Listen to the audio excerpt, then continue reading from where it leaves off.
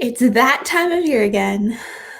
And I think this year, more than anything, we are all so ready to usher in 2021 and take on something new, right? And hopefully it's going to be different and better than 2020 was. But I wanted to give you some thoughts on this whole concept of New Year's resolutions, right? Because we're approaching this time where it's very common for everybody to be like, this is the year. I'm gonna get healthy. I'm gonna lose the weight. I'm gonna, you know, exercise again. I'm gonna get the six-pack abs. Whatever it is, we tend to go into the new year gung-ho, fired up, like, woohoo, let's make a change. And what I want to address is the thing that happens about 2 months into this, maybe only 1 month, where we tank and we crash and burn and we just give up. This idea of resolutions, I'll just be honest.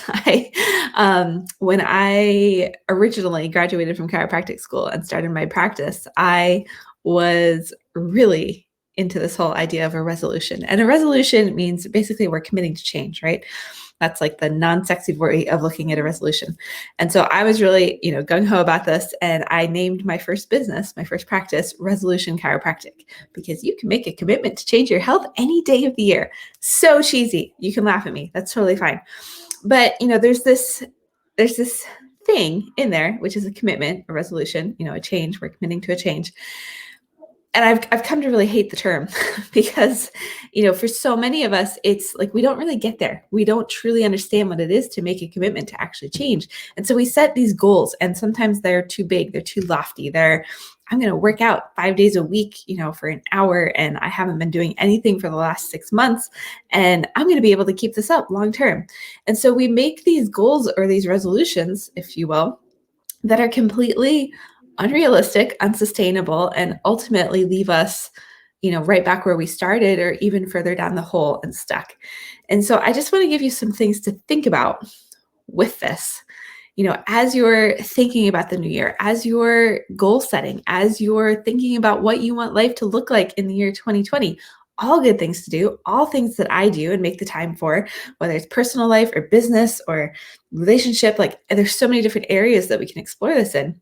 But as you are really thinking through this, I want you to keep in mind how to keep it sustainable and something that actually fits into your life and that is realistic.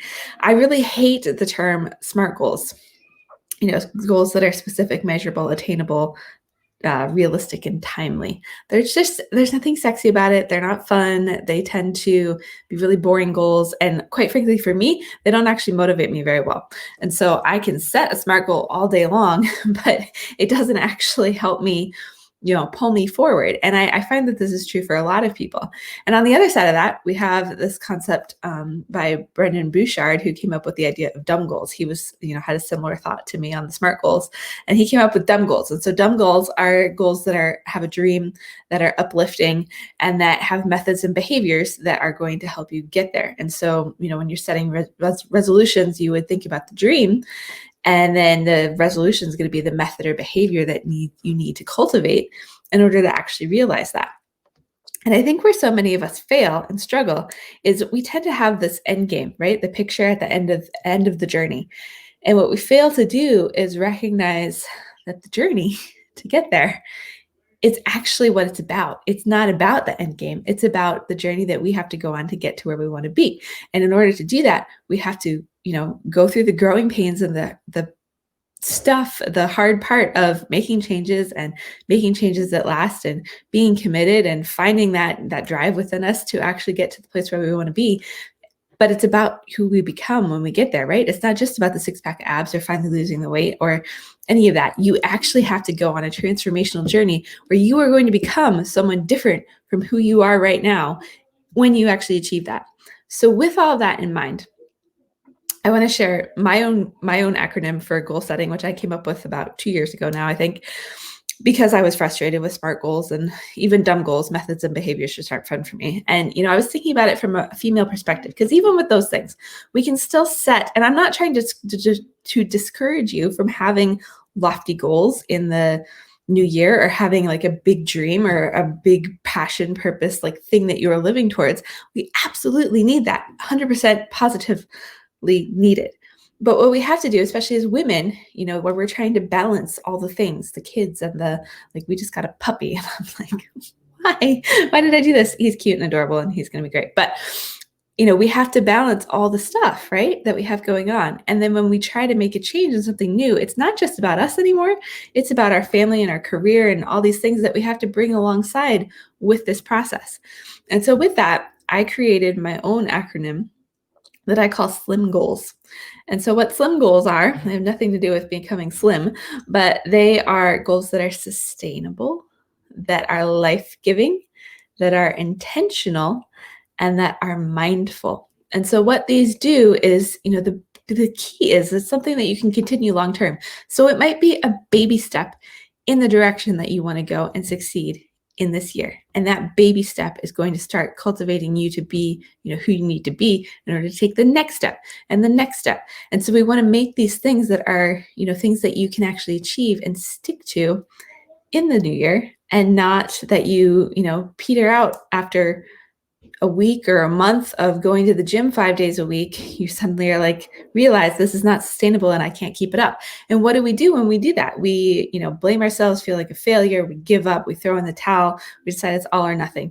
And so I really encourage you, as you're approaching this new year, I'm really thinking about, who you are right now and who do you really want to be? Because ultimately it's about that. It's not about our external appearance. I'm having trouble talking today. It's about, who we are inside, because that's ultimately what's going to pull us, what's going to keep us committed, what's going to keep us consistent. I've shared before, the idea of consistency is, it's not that we have a consistency problem. And I got this from, I'm going to forget his name. I'll come back to his name, but from somebody else, Trent Shelton was who I heard this from. It's not about, we consistently do some stuff and some of it's good for us and some of it's bad for us. It's a commitment issue. So when we're really truly committed to the thing that we say we are committed to, and, going into the new year, you might have some commitments with your health or some big goals with your health, and you really have to find that commitment and that piece that's going to pull you. And when you get to that, you need to find the small things that are sustainable, that you can fit into your life, that are intentional with everything else you have going on, and that, you can really make time and space to connect with long term.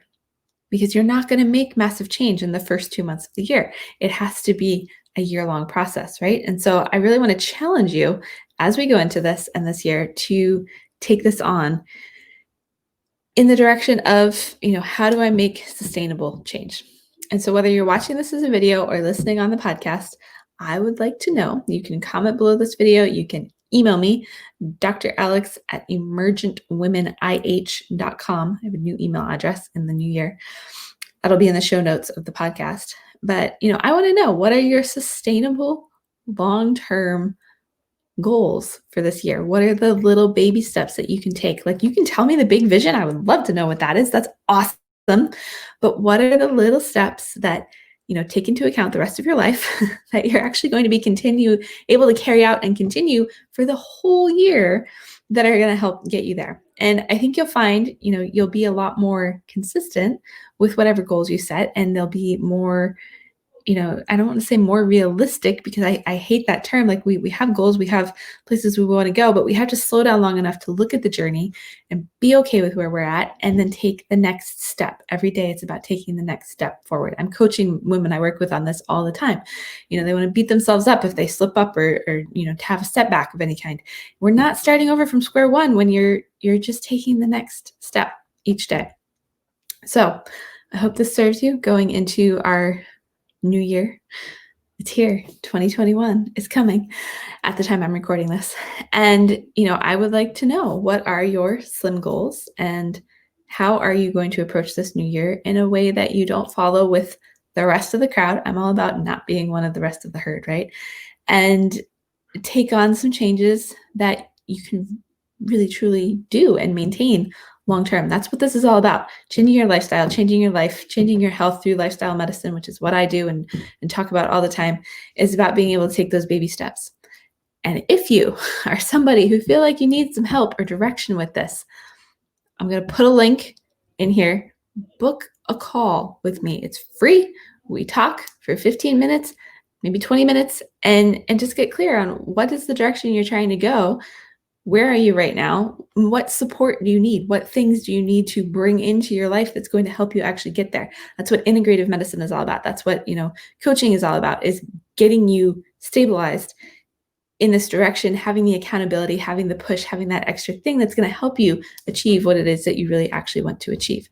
So that link is going to be down below the video or in the show notes if you are in that at that point where you just want to have some extra help or feel like you need some more direction, or you just want to bounce some ideas off of me. That's what that is for. And so the link will be dralexridley.com/discovery call. But, we can connect and make the time. I've made time in the next 2 weeks to connect with about 10 of you and just talk through this. So grab one of those spots if you would like it.